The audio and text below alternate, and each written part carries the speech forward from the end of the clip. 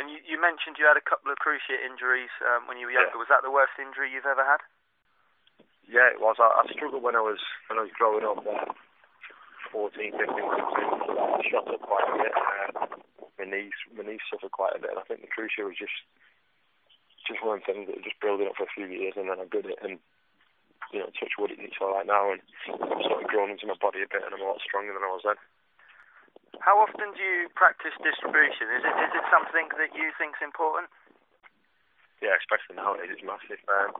We try and get at least one full session in a week, sort of going through all the sort of ranges of distribution. Your short game, your long game. At least once a week, and then after training, every day you spend a bit just pinging the ball around, which is good fit technique.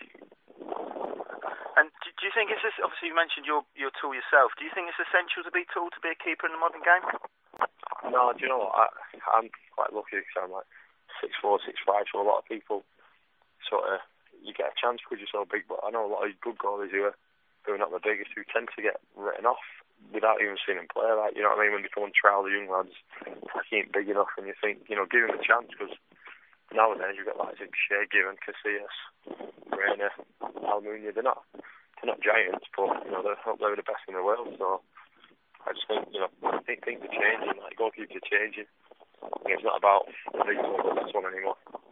Do you have any advice for keepers who have kind of experienced height-related setbacks? Keep going, and if you're good enough, then I'm sure you'll get a chance somewhere. I think, I mean, I'm lucky because it's never happened to me, but I do feel for them. I think it's outrageous that people can just say they're not big enough and that's it, and it still happens. I know it happens.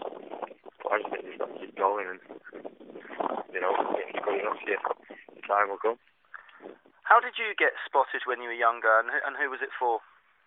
I was a Preston. I think Sam Allardyce was actually like the youth team manager or the director of the Centre of Excellence or what have you, and I was like 9 or 10, and I just remember being invited for a trial, and then every year I got a letter saying you've been kept on for next season. I think it's went from there, really.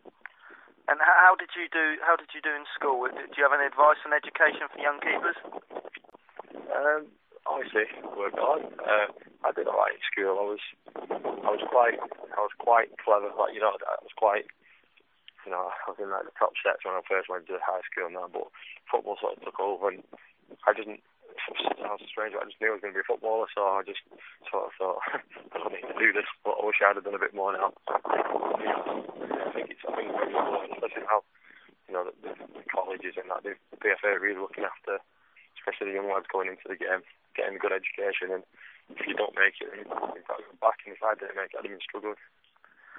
What are your thoughts on kind of the nature versus nurture debate? Is it like, do you believe your talent was a product of genetics, or do you think it's more through hard work? I think hard work. I think obviously you've got to have a bit of natural ability, but I think goalkeepers especially, they work so hard. Anyone will tell you the goalkeepers, like, I got told from my previous 2 goalkeeper coaches, the first thing he said to me when you come in, like, you work too hard. And I don't think I work too hard, but some people are saying I do. But I think the harder you work, the more chance you're going to give yourself. And obviously, there's a lot of luck involved and a lot of, what have you. But I think hard work can get you a long way in anything.